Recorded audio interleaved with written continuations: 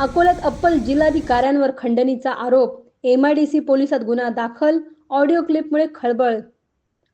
अकोल्यात प्रशासनात मोठी खळबळ उडवणारी घटना समोर आली आहे.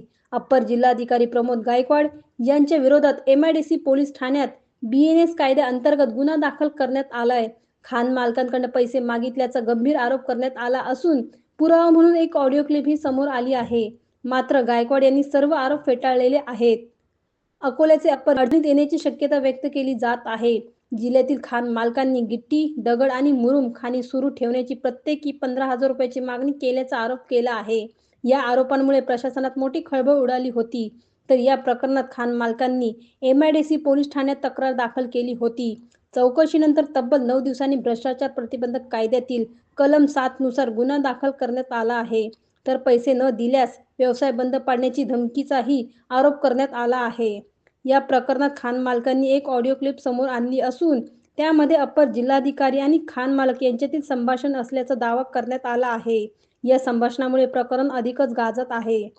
दरम्यान या संपूर्ण प्रकरणावर अप्पर जिल्हाधिकारी प्रमोद गायकवाड यांनी स्पष्टीकरण देत सर्व आरोप फेटाळलेले आहेत. त्यांनी सांगितले की कोणतीही पैशाची मागणी केलेली नसून खाण मालकांना फक्त रॉयल्टीचे पैसे भरण्याचे आवाहन करण्यात आले होते. तुम्ही ऍडिशनल कलेक्टरवर गंभीर आरोप केलेले आहेत. नेमका काय आरोप आहेत? ऍक्च्युली आरोप हा आहे, मी अकोला जिल्हा खाण व उद्योजक महासंघाचा कार्यकारिणी अध्यक्ष आहे. मार्च महिना असल्यामुळे शासनाचे काही टार्गेट असतात रॉयल्टीचे, ते पूर्ण करायचे होते. त्या पूर्ण करण्याच्या याच्यात आम्ही लोक वारंवार collector madam, additional collector, SDO, tehsildar यांनी आमच्या मिटिंग घेतल्या व आम्हाला सगळ्यांनी रिक्वेस्ट केली की आपल्याला आपल्या अकोला जिल्ह्याचं टार्गेट कंप्लीट करायचं आहे. 100 कोटीचं उद्दिष्ट ठेवलं होतं. सगळ्या ऑफिसर्सच्या प्रयत्नांनी व मेहनतीने ते 100 करोडचं टार्गेट अचीव केलं आहे. ही खूप अकोला जिल्ह्यासाठी अभिमानाची गोष्ट आहे व आमच्या संघटनेसाठी खूप अभिमानाची. पण प्रमोद गायकवाड साहेब, ॲडिशनल कलेक्टर रेव्हेन्यू, यांनी आम्हाला वारंवार मला फोन केला. आमचे जे मेंबर्स आहेत त्यांना ऑफिसमध्ये बोलून अपमानित केलं व पर्सनली पैशाची मागणी केली व काही ठिकाणी जाऊन स्वतः पैसे सुद्धा वसूल केले. मला त्यांनी वारंवार फोन करून धमकावलं. त्याच्यानंतर मला 1 एप्रिलला त्यांचा फोन आला.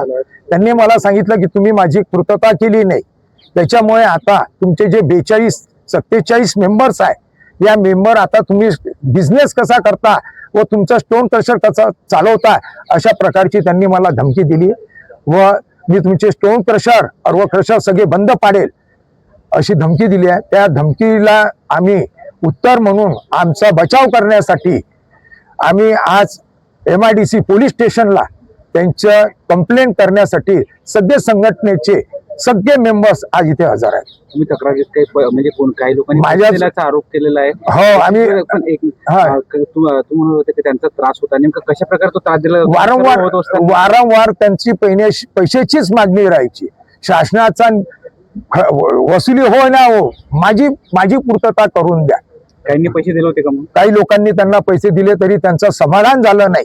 त्यांना जास्त आशा होती, त्या आशेप्रमाणे बहुतेक त्यांना पैसे मिळाले नसते. हे सर्व होत असताना तुम्हाला त्रास होत होता, तुम्ही वरिष्ठांना आम्ही मार्च नंतर कळवणार होतो, पण त्याच्या आधीच त्यांचे आम्हाला धमकीचे फोन आल्यामुळे आम्हाला इथपर्यंत यायचं काम पडलं. आतापर्यंत त्यांनी धमकी तुम्हाला दिली होती. तुम्ही आता पोलिसांसोबत बोलताना बोललो होते की तुमच्या गाड्या अडवल्या जात होत्या, विनाकारण त्रास दिला. नेमका काय त्रास होता तो? ते वारंवार आम्हाला धमकी देतात, तुमचं खदान बंद पडू, तुमच्या खदानवर येऊ, तुमचं बेकायदेशीररित्या काम आहे.